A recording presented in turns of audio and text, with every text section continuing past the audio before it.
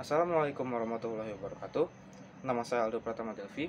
Pada kesempatan kali ini, saya akan membawakan pidato yang bertema cara mencegah COVID-19 varian Omicron. Yang saya hormati, Bapak Ibu selaku penguji kegiatan ujian praktik kali ini. Yang saya hormati para penonton dan teman-teman yang menyaksikan video ini.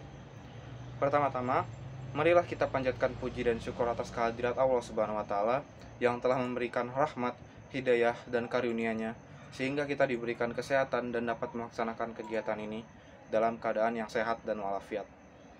Hadirin yang saya hormati, di tengah keseharian hidup kita yang mulai terbiasa dengan normal baru, tetap waspada adalah sebuah keharusan pada masa pandemi COVID-19.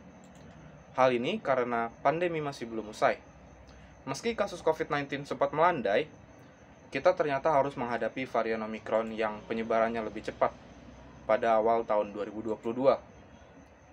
Ditemukan pertama kali di Afrika Selatan, varian Omicron yang penyebarannya 3 kali lebih cepat dari varian Delta ini mulai masuk ke Indonesia pada Desember 2021.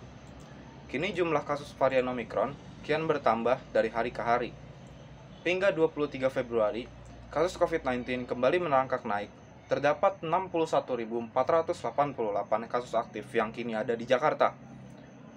Gejala COVID-19 secara umum yang dapat ditemukan pada berbagai varian adalah demam, batuk, sesak napas, kelelahan, nyeri badan, sakit kepala, anosmia, radang tenggorokan, pilek, muntah, dan diare.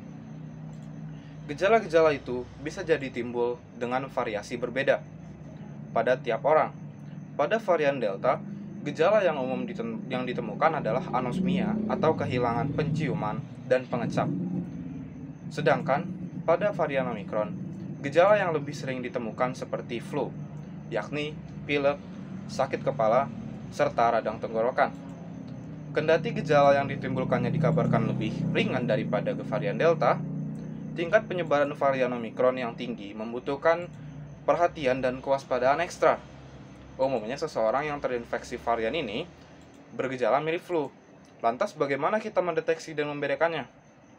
Caranya ialah dengan mengecek apakah kita memiliki gejala tersebut atau tidak. Dalam rangka diagnosis COVID-19, terdapat 2 jenis pemeriksaan yang bisa dilakukan.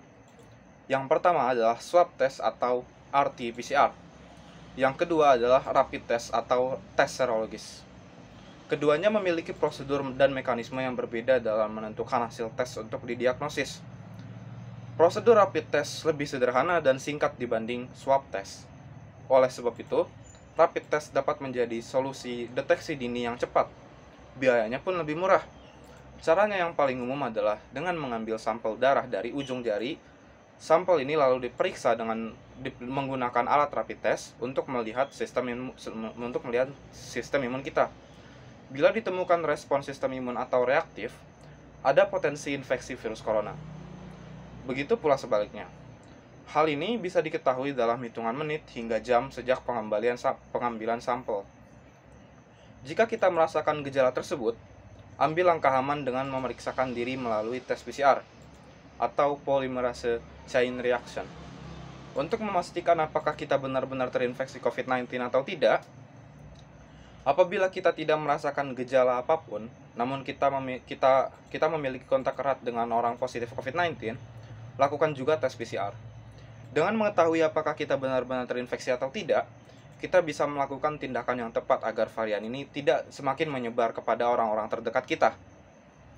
Lalu apa yang harus kita lakukan bila kita sendiri positif terserang COVID-19? Haruskah kita pergi ke dokter ataupun ke rumah sakit rujukan?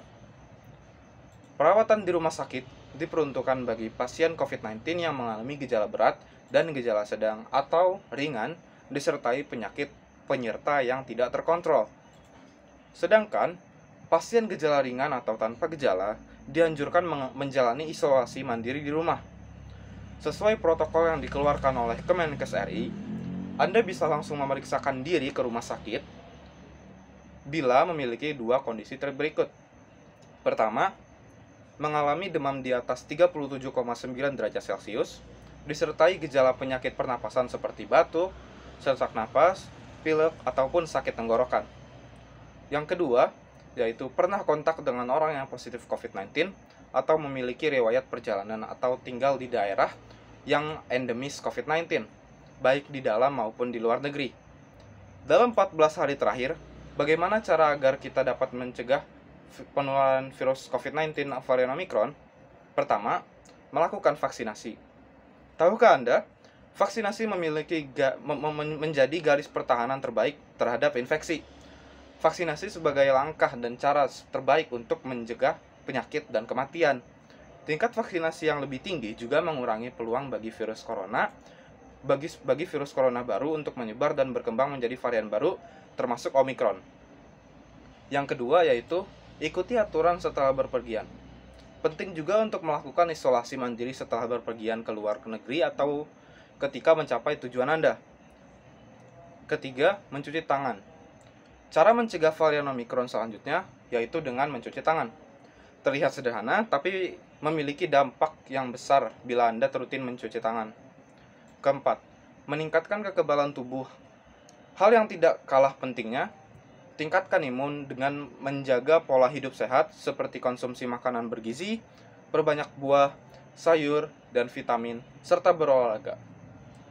Adapun upaya pemerintah untuk menanggulangi penyebaran COVID-19 yaitu terus menggenjot 3T, yaitu testing, tracing, dan treatment, dan menambah ketersediaan fasilitas layanan kesehatan serta menjaga ketersediaan oksigen dan memperbanyak persediaan obat-obatan.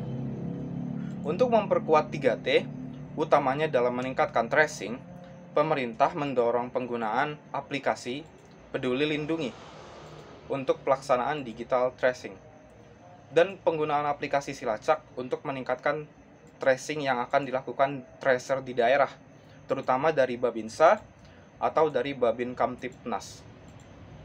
Digital tracing atau pelacakan digital adalah upaya pemerintah untuk mengidentifikasi dan mendeteksi masyarakat melalui lacak data lokasi dan informasi secara digital. Aplikasi ini dihubungkan dan terintegrasi dengan sistem dan database yang ada di Kementerian Kesehatan atau Kemenkes, dan dengan menggunakan QR Code akan bisa melacak data masyarakat yang sudah tervaksinasi dan hasil testing atau tes PCR ataupun swab antigen. Demikian kiranya yang bisa saya sampaikan. Kurang lebihnya saya mohon maaf jika ada salah kata yang terucap, dan atas perhatiannya saya ucapkan terima kasih yang sebesar-besarnya. Akhir kata saya ucapkan wassalamualaikum.